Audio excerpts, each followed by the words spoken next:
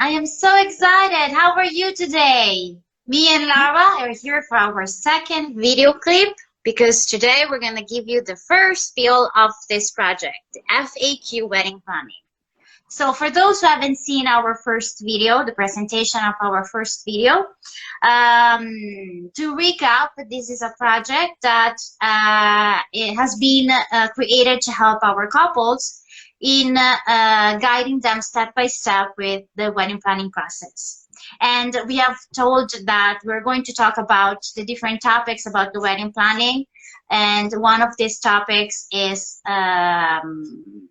wedding anxiety, because Lara is not only a photographer, but she's also a therapist. So she'll be able to help us in terms of tips on how to process wedding anxiety. We want to thank you guys because we have received a lot of questions, and thank you for answering to our polls and quizzes. And we have picked one question for today because as you have understood, this will be very short clips. So today we're going to talk about financial responsibilities with Lara. So financial responsibilities in a relationship, because most of you, especially brides, have contacted us, sharing their stories about how they feel not being able to collaborate with the wedding budget, especially those who unfortunately have lost their works and jobs due to this COVID-19.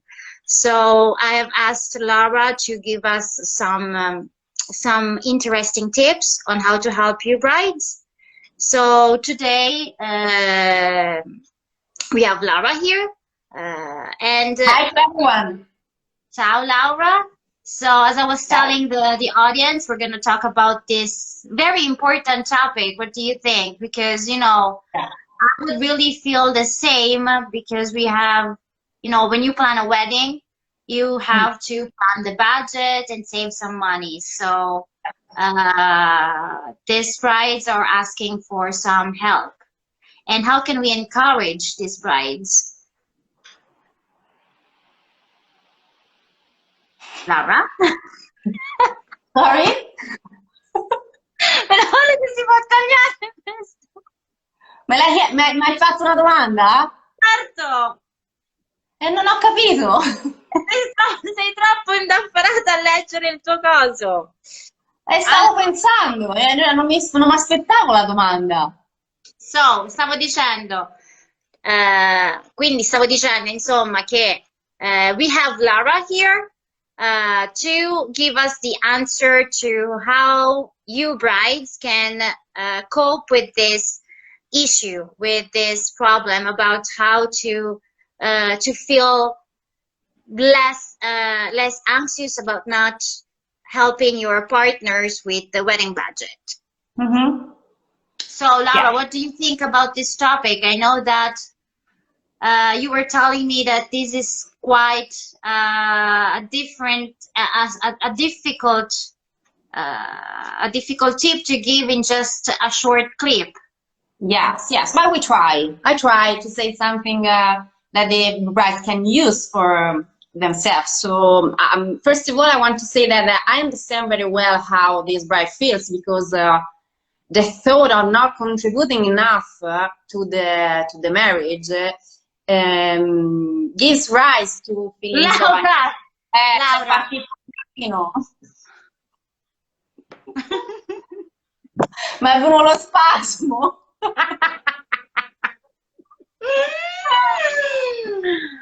Laura, mannaggia a te! Tante volte potrà succedere da qui alla fine. Ma fallo all'incontrario, fallo in giù. Ma è venuto lo spasmo in su, mi hanno fatto apposta. Ah, ok, pensavo che non te ne fossi accorta, quindi ho detto, volevo dirti, fallo in giù.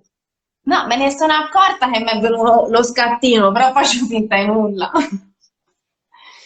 Quindi, ricomincio? Yes. So I understand very well how this bride feels, because the thought of not contributing enough to the marriage gives rise to feelings of anxiety feelings of guilt, distrust of us, and not feeling up to the situation with negative consequences for our self-esteem.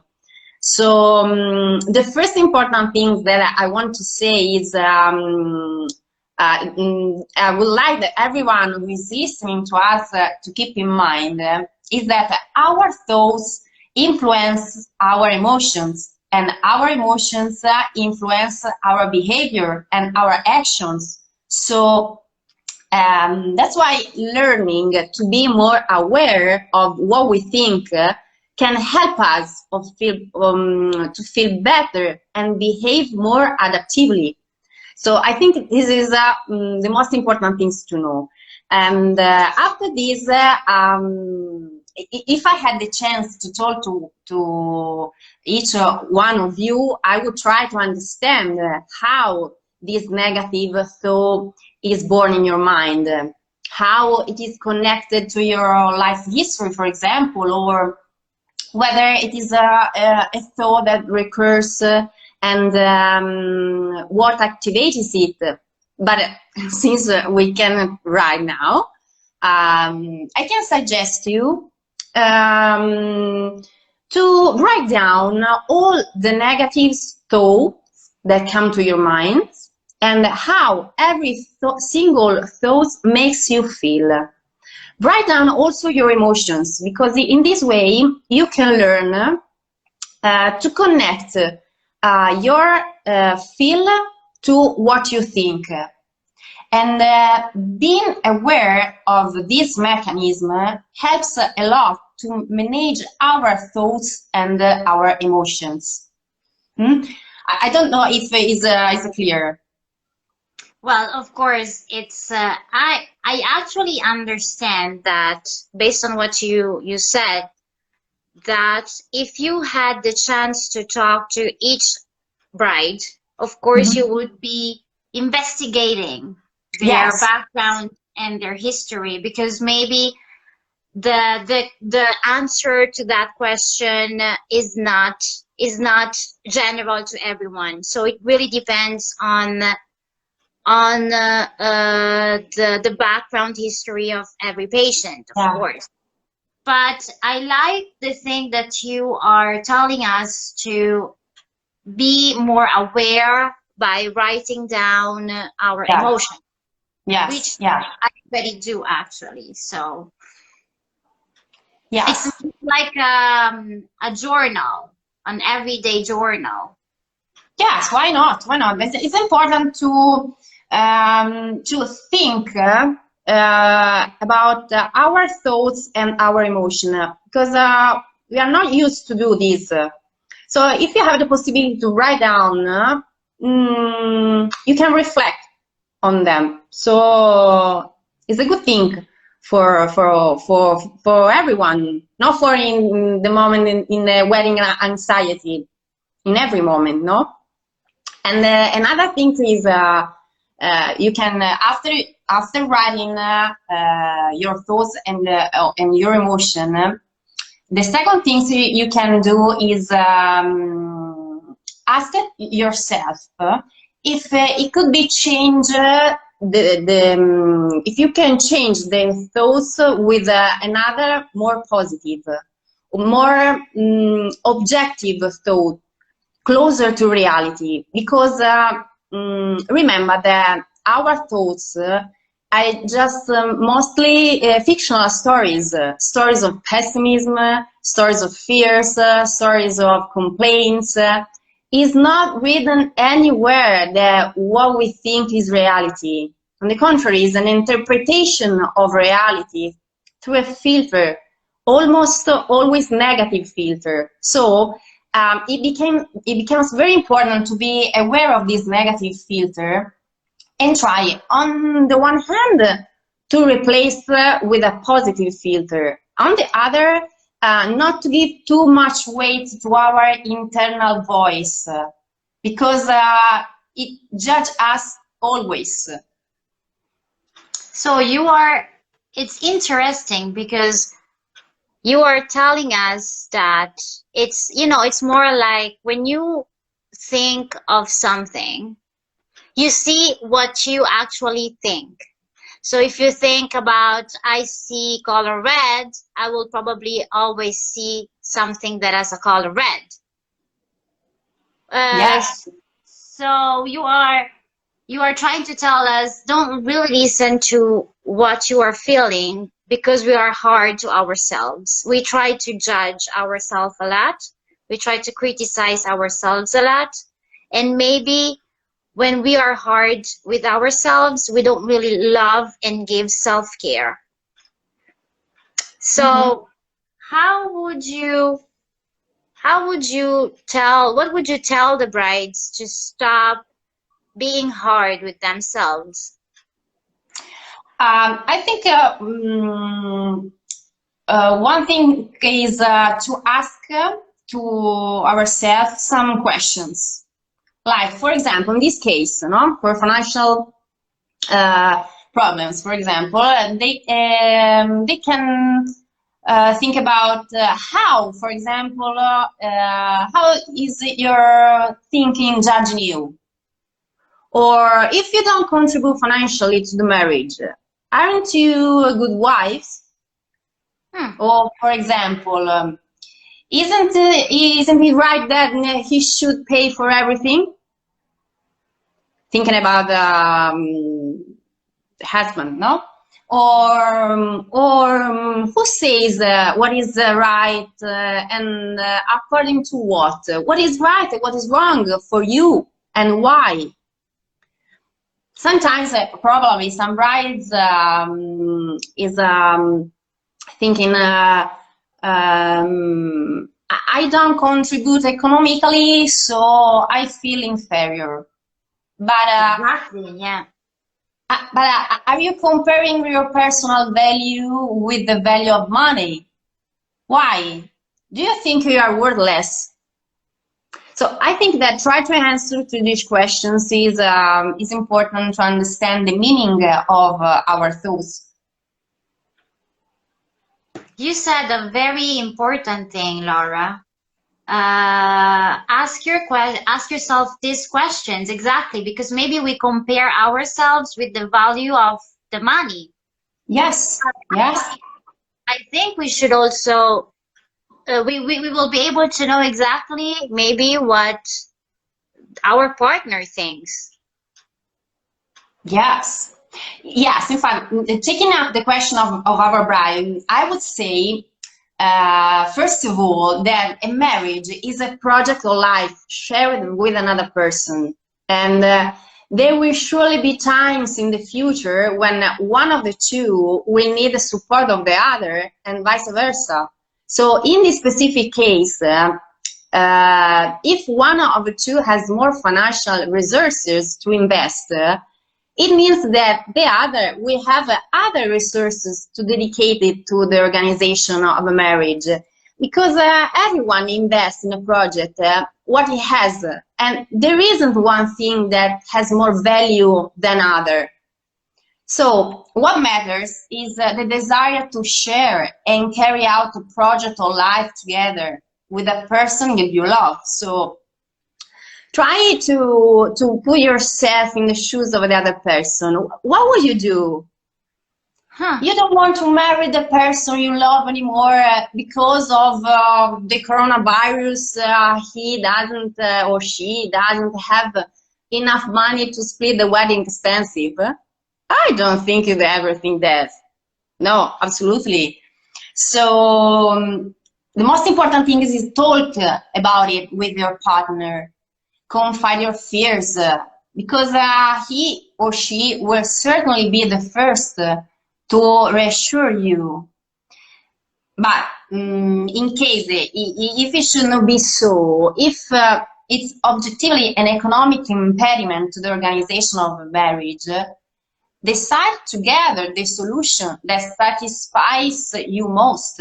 Because you can, for example, review the expenses and, for example, resize the marriage, or postpone it until you're economically more confident that you can meet all the costs.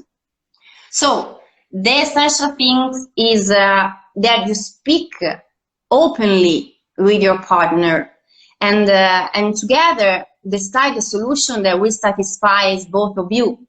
Which is not to say to satisfy either one or the other, but find an alternative middle way that suits both of them. A compromise. Yes, of course. It has to be an opportunity. It's actually an opportunity to get to know exactly each other, and it's also a way. I think that this COVID-19 has also given the chance to the couples to start realizing what marriage is, because this is the time for them to communicate. This is the time for them to see how strong the relationship is, and that whatever happens, they will overcome it together. Yeah. Yes. Yes, it's true. It's true. It could be better if the couple do these things always, not only now during the COVID virus. Because talking together and express ourselves to the other person is the perfect way to understand each other's.